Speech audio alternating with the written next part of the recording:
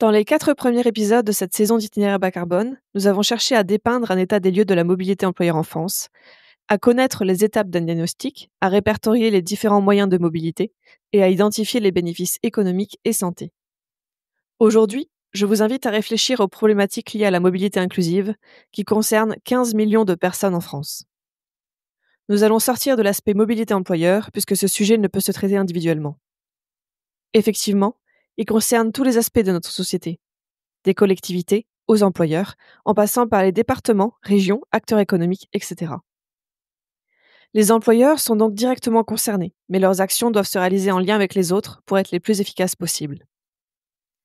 Pour rentrer dans les détails de cet aspect parfois méconnu, je reçois aujourd'hui Pierre Taillant, ingénieur économiste dans le service transport et mobilité de l'ADEME. Bonne écoute!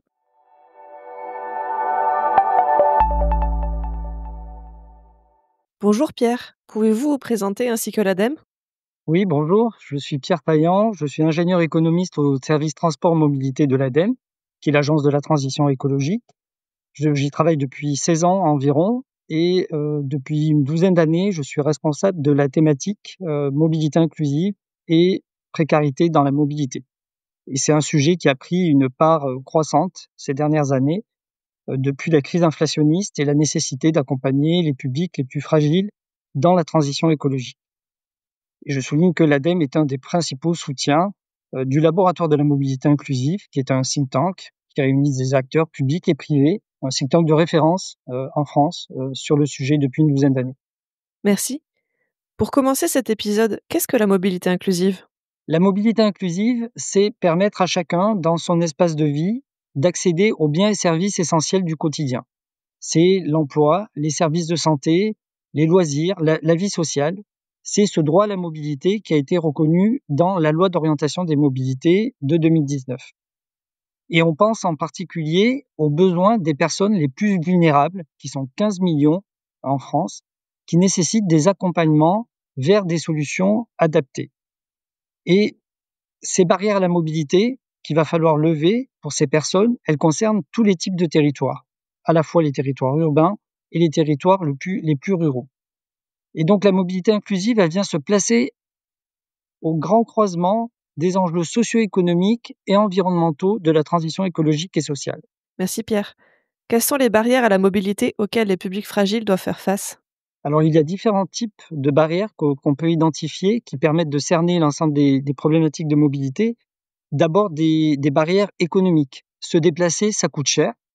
Les dépenses en mobilité peuvent représenter une part importante du budget des ménages. En moyenne, c'est 13% du budget des ménages, c'est 6 000 € par an. Le premier budget de dépenses à la mobilité, c'est la voiture. C'est 3 800 € par an, donc ça peut représenter une part assez substantielle. Et dans ce budget, la principale part, c'est ce qu'on appelle la part variable, c'est le carburant, qui représente à lui seul 30% du coût annuel d'utilisation d'une voiture. Et cette part du carburant, elle est beaucoup plus importante, bien sûr, chez les ménages les plus vulnérables que chez les ménages les plus aisés. Chez les ménages les plus vulnérables, elle peut représenter une part 4 fois plus importante que les ménages les plus aisés.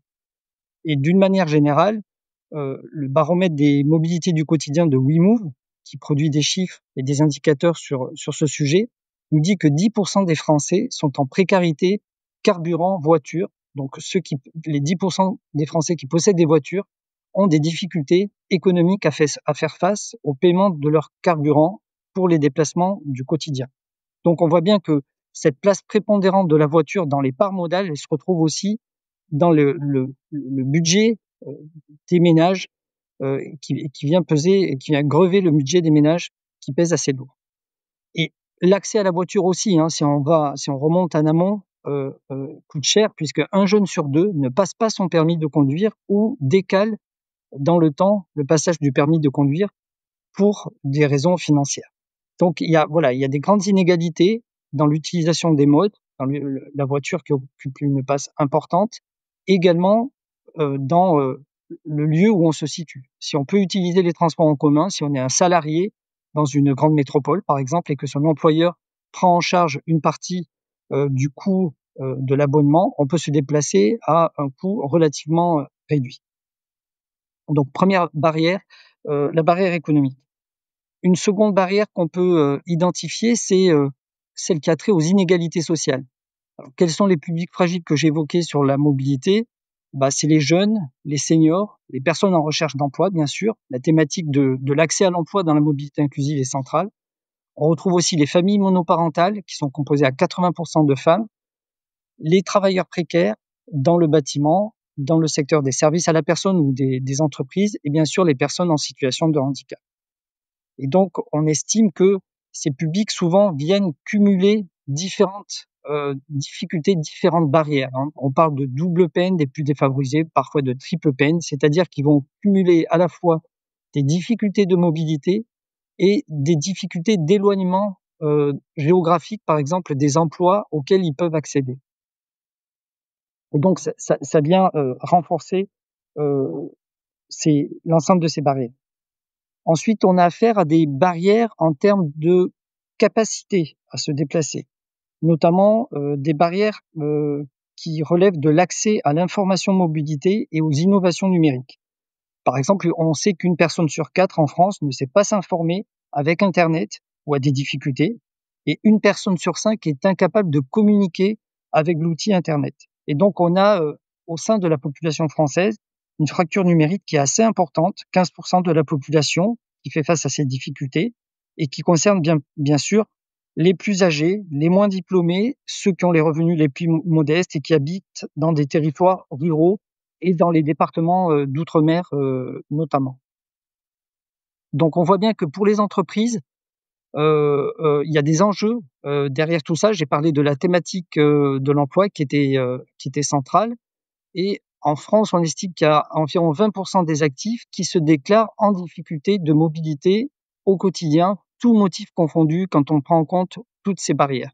Donc c'est un sujet qui est assez fort pour les entreprises, pour les salariés. Du côté des salariés, d'ailleurs, un actif sur 2 a déjà refusé un travail pour des questions de mobilité. Et du côté des employeurs aussi, ils ont des difficultés souvent de pourvoir un poste à cause des difficultés de mobilité. Et 40% des employeurs estiment rencontrer des difficultés récurrentes pour pourvoir une offre d'emploi pour des causes de mobilité. Donc les employeurs et les entreprises doivent se saisir de ces sujets à travers les plans de mobilité employeurs qui sont obligatoires pour les entreprises de plus de 50 salariés et qui partent d'un diagnostic de la mobilité des salariés pour essayer de l'améliorer, de la faciliter, de la rendre plus vertueuse d'un point de vue environnemental, et aussi doivent parfois aller jusqu'à intégrer l'organisation même de l'entreprise. C'est la start-up 1 kilomètre à pied qui nous dit que dans les entreprises multisites, 60% des salariés pourraient avoir un site de travail qui serait plus proche de chez eux et donc impliquer des déplacements plus simples et plus vertueux d'un point de vue environnemental, donc ce qui implique une réorganisation. Merci. Finalement, quels sont les grands objectifs auxquels doit répondre la mobilité inclusive ? Alors on voit bien si on dézoome un petit peu de ces chiffres, que la mobilité inclusive, elle adresse à la fois la facilitation de l'accès à la mobilité, c'est ce droit à la mobilité que j'ai évoqué. Et donc il faut soutenir l'accès à la mobilité de droit commun, c'est-à-dire la mobilité qu'on connaît tous, qui est disponible pour le grand public en quelque sorte. C'est les transports collectifs, les services autour de la voiture, le covoiturage, l'autopartage, les locations de vélos, de roues motorisées, de scooters par exemple. Et ensuite, il faut développer des services de mobilité pour des publics ou des territoires spécifiques. Donc, il faut venir compléter l'offre socle, l'offre de base de mobilité de droit commun en quelque sorte. Et donc, pour cela, il faut coordonner les acteurs, il faut décloisonner les politiques à la fois de mobilité et les politiques de l'action sociale d'une manière générale et de l'emploi. Et donc, il faut impliquer les collectivités organisatrices de la mobilité, dont l'objet est d'organiser les services de mobilité sur leur territoire pour les pousser vers les services de mobilité inclusive. Donc là, c'est les régions, les métropoles, les communautés de communes qui ont pris la compétence mobilité. Il faut également impliquer les départements et les communes via leurs compétences sur la politique sociale et de l'emploi. Je pense au CCAS, par exemple, le Centre d'action sociale des communes. Et ensuite, il y a toute la sphère des acteurs privés, des entreprises, des associations des acteurs de l'économie sociale et solidaire qui, dans le secteur de la mobilité inclusive, opèrent de nombreux services de mobilité à destination des plus fragiles. Et donc, pourquoi impliquer tous ces acteurs? C'est pour montrer que la mobilité inclusive va venir créer de la valeur. D'un point de vue des collectivités, ce sont des services qui parfois sont vus comme coûtant assez cher sans en voir réellement les bénéfices ou les retombées sur un territoire. Et donc, à travers justement les travaux du laboratoire de la mobilité inclusive, on a montré que des projets de mobilité inclusive créent de la valeur, à la fois pour les entreprises et pour les personnes, à la fois de la valeur économique et de la valeur financière. Si on mobilise une plateforme de mobilité, par exemple, pour accompagner des publics vers la formation, vers l'emploi, ça va être bien sûr un revenu pour la personne qui est accompagnée et ça va être des aides sociales, par exemple, qui vont être économisées pour le territoire euh, parce que les personnes auront retrouvé un emploi. Et donc, voilà, c'est un peu un gagnant-gagnant entre les personnes et les territoires. Ensuite, il y a une valeur environnementale qui va être créée. On accompagne une personne fragilisée dans sa mobilité et donc on va lui conseiller des modes de transport qui vont être adaptés à ses besoins et non pas sortir du penchant naturel qui va être d'aller vers la voiture, euh, ce que les personnes font en général. Et donc, le bilan de tout ça, de cet accompagnement, il va être une baisse des émissions de gaz à effet de serre. Et donc, voilà, les projets de mobilité durable et de mobilité inclusive permettent de justifier tous ces investissements, toutes ces retombées, à la fois pour les personnes et pour les territoires. Et l'association WeMove, qui opère des plateformes de mobilité, nous dit qu'un euro investi dans un projet de mobilité inclusive permet en moyenne euh, d'économiser ou de faire retomber sur le territoire 7 euros, donc en retombée à la fois économique et financière. Et bien sûr, il y a des valeurs, des retombées dont j'ai pas parlé, mais qui sont des valeurs peut-être plus sociales, plus humaines, qui permettent de lutter contre l'isolement, de remettre une personne dans sa vie sociale, dans l'emploi, avec une meilleure estime de soi. Il y a des aspects aussi de liens intergénérationnels, entre, par exemple, que peuvent permettre le covoiturage. Et bien sûr, de point de vue des entreprises et des employés ou des potentiels employés, il y a une amélioration justement de l'employabilité, une amélioration de la qualité de vie des personnes et bien sûr de l'équilibre de vie, vie professionnelle, vie personnelle, ce que peut permettre notamment les plans de mobilité employeur. Après avoir dépeint ce constat et ces problématiques, comment est-ce qu'on construit des solutions? Alors aujourd'hui, on a un cadre pour la mobilité inclusive qui a été posé par la loi d'orientation des mobilités que j'ai déjà évoquée de 2019 et qui donne un cadre assez général de travail sur la mobilité solidaire et qui nous dit que les autorités organisatrices de la mobilité doivent organiser des services de mobilité solidaire, mais elle ne détaille pas plus que ça le cadre de travail et elle ne donne pas de définition précise sur quel type de services doivent être mis en œuvre ou quel type d'aide individuelle doivent être mises en place. Et par contre, elle pousse à organiser des plans d'action pour la mobilité solidaire, des PAMS, également sans les définir, mais elle donne une indication que ces PAMS doivent correspondre à un bassin de mobilité dans une région ou dans un département et qui doivent être établis en coordination avec des AOM, les autorités organisatrices de mobilité, les acteurs du travail et de la solidarité, France Travail notamment, et l'ensemble des acteurs associatifs ou de l'ESS qui accompagnent les publics fragiles. Donc on voit bien que les plans d'action de la mobilité solidaire sont à la croisée, en quelque sorte, des politiques de mobilité, des politiques de l'emploi, des politiques de l'insertion professionnelle et également, de manière plus générale, des politiques de lutte contre la pauvreté. Merci. Comment est-ce que ces plans d'action peuvent se mettre en place concrètement?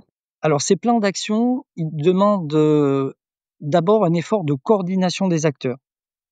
Tous ces acteurs que j'ai évoqués, les AOM, les collectivités territoriales, régions, départements, acteurs économiques, collectivités, il faut les réunir, et souvent sous la houlette de la région, qui a la compétence mobilité, il faut les réunir autour de la table pour qu'ils puissent d'abord partager des diagnostics territoriaux. On peut imaginer que le schéma un peu type, c'est la région et le découpage en départements, et donc, pourquoi pas, un plan d'action mobilité solidaire par département. Donc, pour chaque bassin de mobilité, il faut partager, établir ce diagnostic entre les acteurs. Parfois, ça peut être long à mettre en place, parce qu'il faut produire de la connaissance, il faut produire des données, il faut identifier les barrières à la mobilité qu'on a évoquées en fonction des différentes caractéristiques des territoires, des différents publics, des populations qui habitent sur ces territoires, qui peuvent différer parfois au sein même d'un département.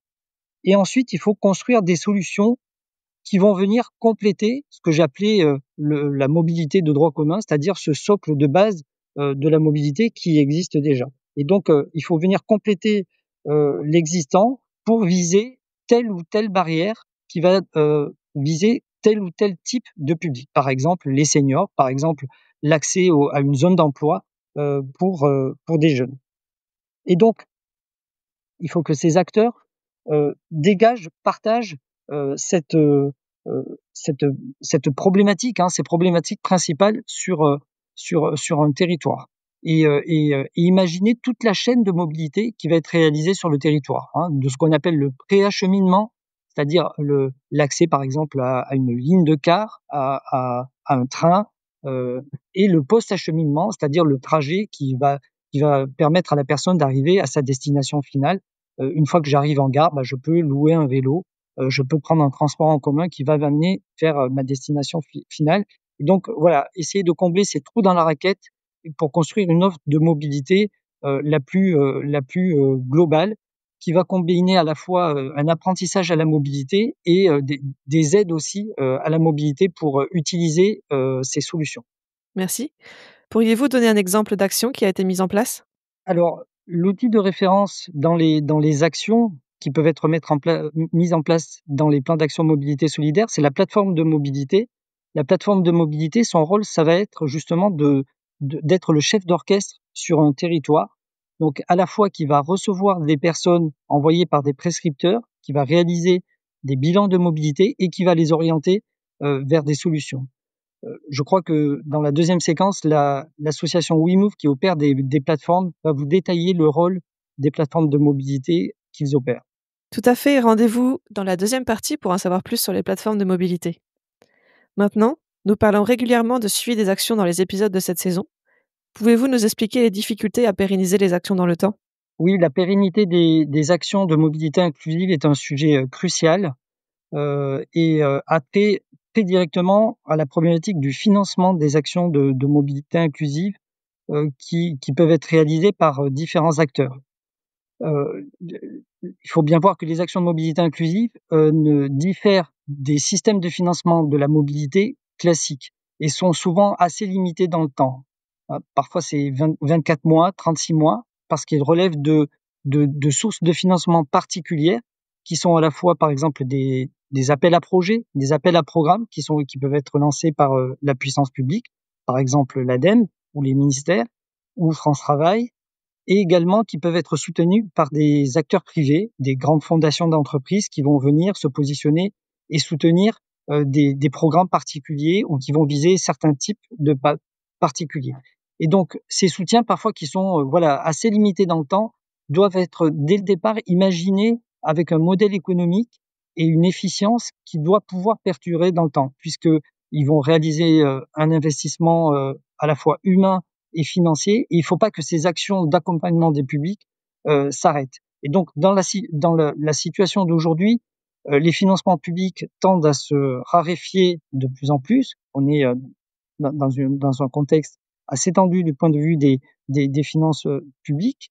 Et donc, c'est un véritable enjeu pour les structures de mobilité inclusive d'assurer leur pérennité, de renouveler leur modèle économique, de trouver de nouvelles sources aussi de financement, de nouvelles sources de recettes, pourquoi pas avec la construction de services, parfois financés de manière un petit peu symbolique, mais qui vont permettre de générer un petit peu de recettes, et donc d'essayer d'éviter ces effets un peu de stop and go, en quelque sorte, sur des actions qui vont viser différents publics. Et c'est un sujet qui va être prochainement travaillé par le laboratoire de la mobilité inclusive. Merci. En conclusion, quels sont les messages que vous voulez transmettre? Alors, on a dit déjà beaucoup de choses, mais je pense que ce qu'il faut retenir sur la mobilité inclusive, c'est la coordination des acteurs.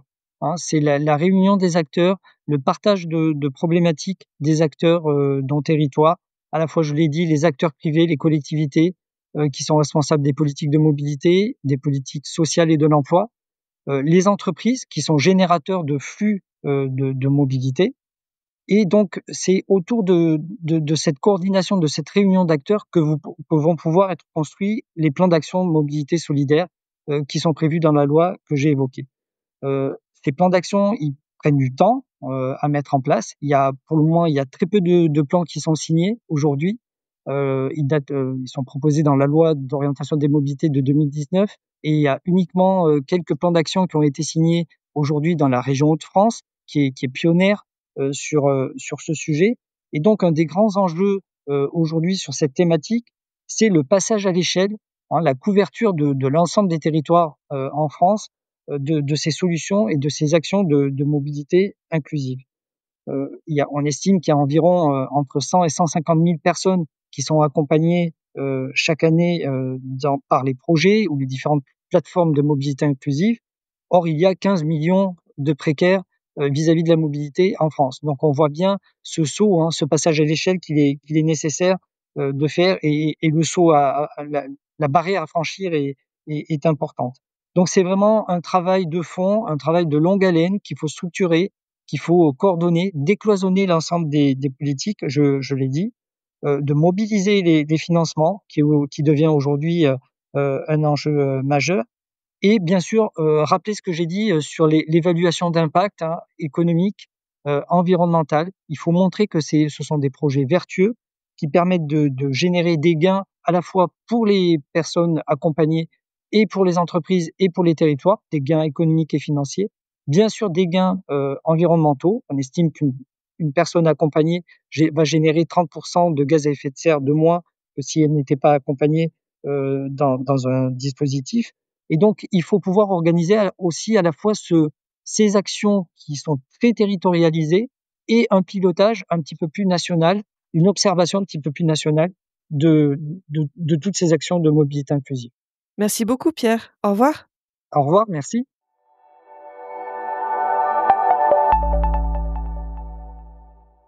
Merci beaucoup, Pierre, d'avoir clarifié ce qu'est la mobilité inclusive, ainsi que ses enjeux dans notre société actuelle. Nous poursuivons cet épisode avec une deuxième partie centrée sur le témoignage de Sébastien Bailleul, directeur communication et plaidoyer de la plateforme de mobilité WeMove.